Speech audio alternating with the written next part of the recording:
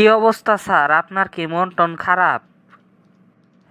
আর বলিস না, আমার মাথা টাথা ঝিমঝিম করতেছে, খারাপ হয়ে গেছে গা আমার মাথা। আমার মন মেজাজ ঠিক নাই, বুঝছস? একদম ঠিক নাই মন মেজাজ। কেন, কি হইল?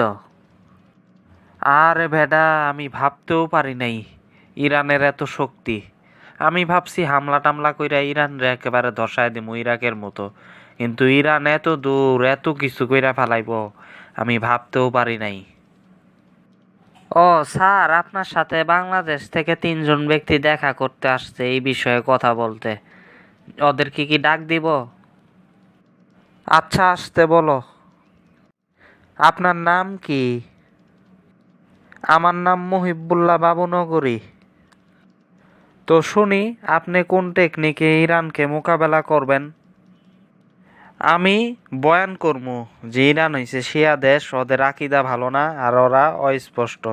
তার থেকে যুক্তরাষ্ট্র এবং ইসরায়েল হইছে স্পষ্ট, এদেরকে সমর্থন দেন। আর আমি ইরানের বিরুদ্ধে এগুলি বইলা জিহাদ ঘোষণা করমু এবং ইরানকে সমর্থন করা হারাম বলমু। বুঝছেন? আমার এই ফতোয়াতেই কাজ হয়ে যাবো গা ইনশাল্লাহ। তো আপনার নাম কি? আমার নাম আনু মোহাম্মদ। আপনি কোন স্টাইলে ইরানকে মোকাবেলা করবেন? আপনার প্ল্যান শুনি তো।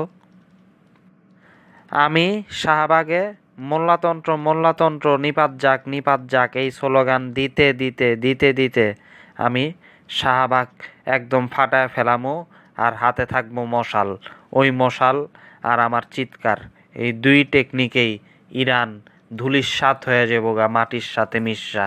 পারস্য সাগরে একেবারে ডুইবা শেষ হয়ে যাবো গা আমার চিৎকারে। তো আপনার নাম কি? আমি পীর সাহেব চরমনাই হিসেবে পরিচিত। আমার নাম ফয়জুল করিম। আপনি কিভাবে মোকাবেলা করবেন ইরানকে? আমার কথায় গরু গাছে ওঠে, মাটির থেকে বাইং মাছ বাইর হয়, ব্যাঙ আমার কথায় লাফায়, চলে, ফিরে, এবং আমার ফুতে শেখ হাসিনা পইরা গেছিল গা, বুঝছেন?